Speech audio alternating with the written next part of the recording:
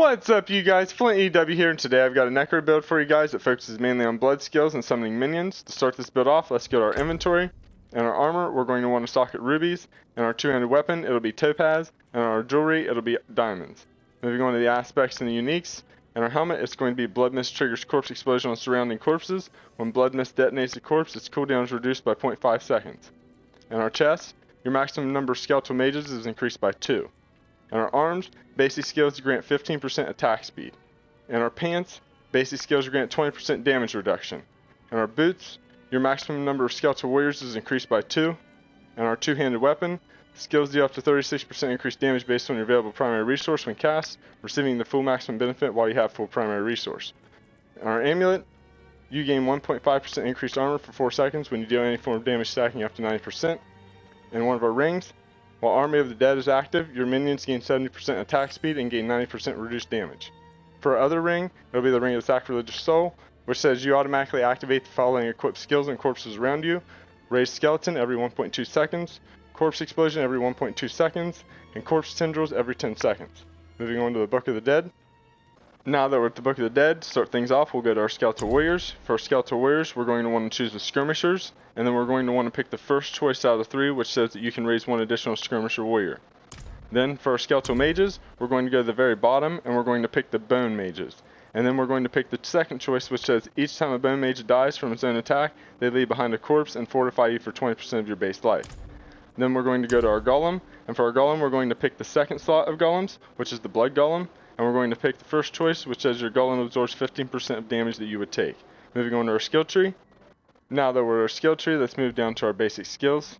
For our basic skill, we're going to want to choose Hemorrhage, 5 out of 5. Then we'll upgrade to Enhanced Hemorrhage. Then we'll upgrade again to Initiate's Hemorrhage.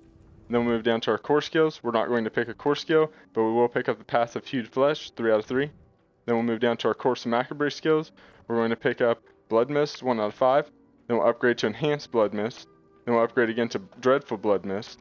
Then we'll also pick up the passive Skeletal Warrior Mastery, 3 out of 3. Then we'll move down to our Curse skills. We're not going to pick a Curse skill, but we will pick up the passive Death's Embrace, 3 out of 3. The passive Skeletal Mage Mastery, 3 out of 3. Then we'll move down to our other Corpse and Macabre skills. And this time we're going to pick up Corpse Tendrils, 1 out of 5. Then we'll upgrade to Enhanced Corpse Tendrils. Then we'll upgrade again to Plague Corpse Tendrils. Then we'll also pick up the passive Necrotic Carapace, 3 out of 3.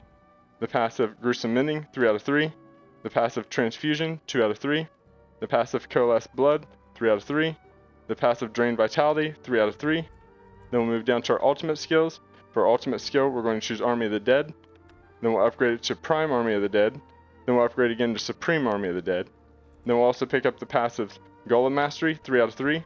The passive Inspiring Leader, 3 out of 3. The passive Hellbent Commander, 3 out of 3. The passive Death's Defense, 3 out of 3. The passive Bonded in Essence, 3 out of 3. And then we'll move down to our key passives, and for our key passive, we're going to choose Kalan's Edict. Moving on to our Paragon board. Now that we're at the Paragon board, let's start things off by going to the very beginning of the Paragon board. And it looks like we moved up to the right side, then back down to the left a little bit to get the health and the resistance. We ended up getting the socket and put in Territorial for our glyph. And it looks like we went up the left side from here to add on the new board. We got a little bit on the right there, mainly the rare nodes and whatnot. I'll stop and let you take a look.